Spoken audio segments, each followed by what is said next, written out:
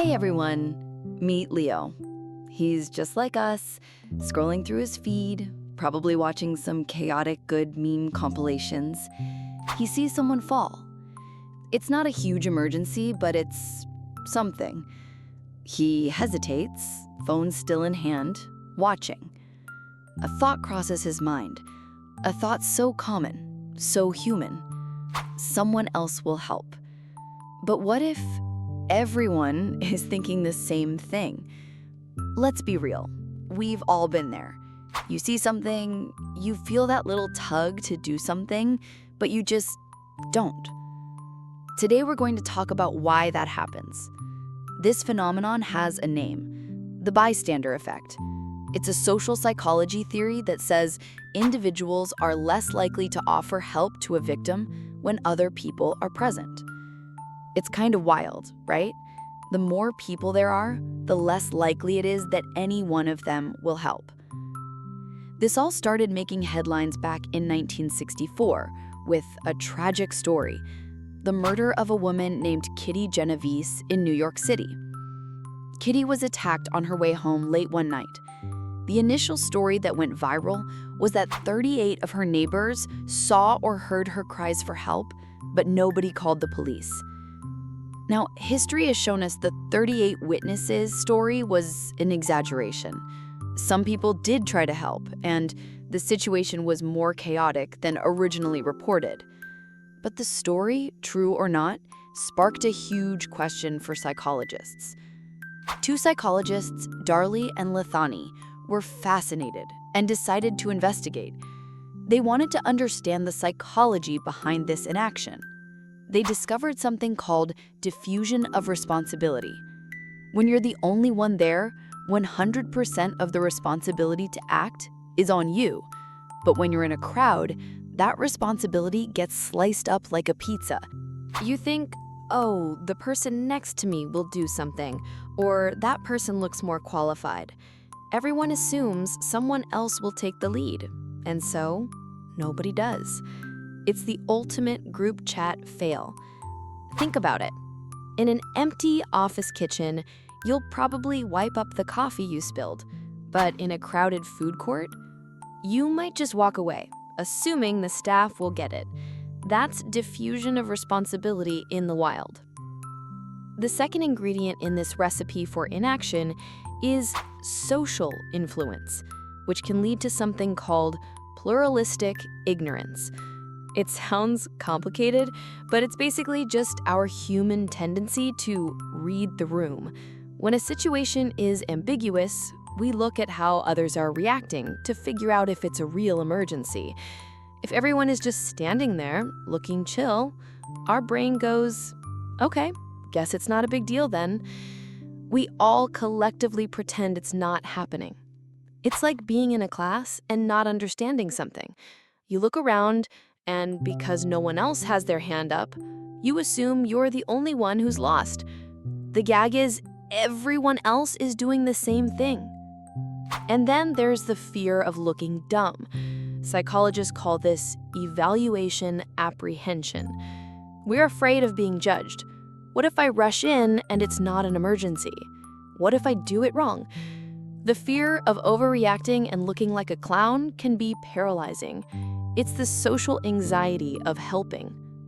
So this isn't about people being apathetic or mean. It's about how our brains are wired to operate in social settings.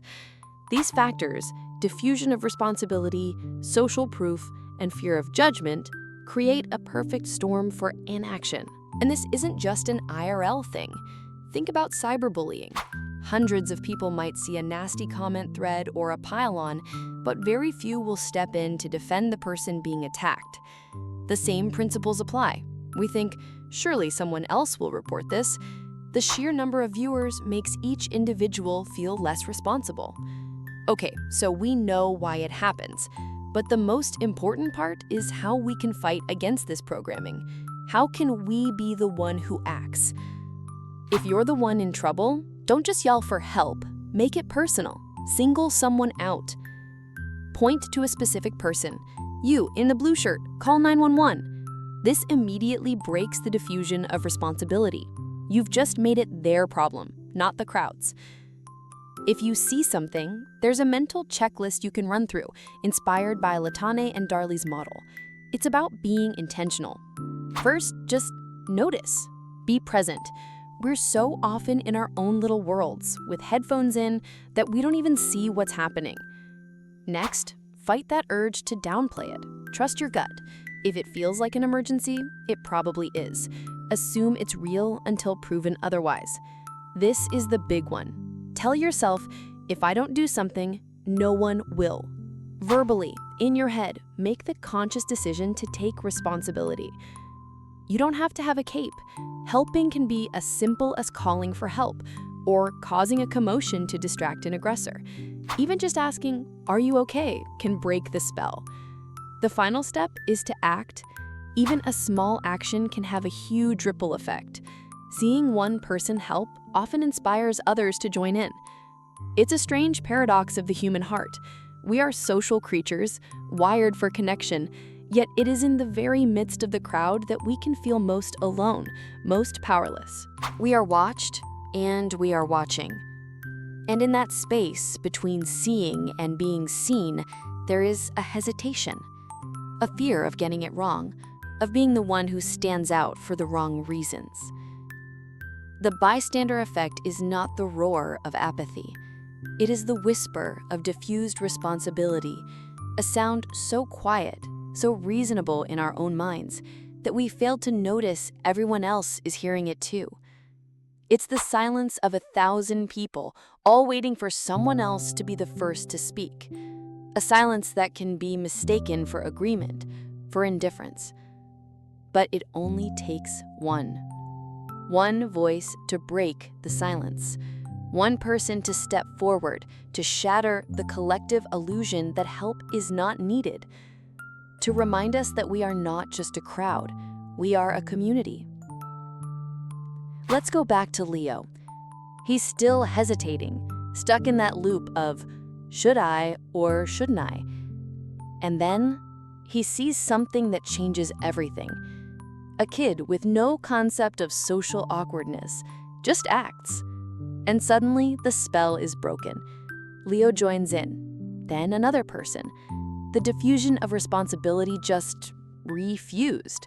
We can't control what others will do, but we can control ourselves. We can decide right now to be the person who isn't afraid to ask, "Are you okay?" It's not about being a hero. It's about being human. It's about recognizing that the someone else we're all waiting for is us.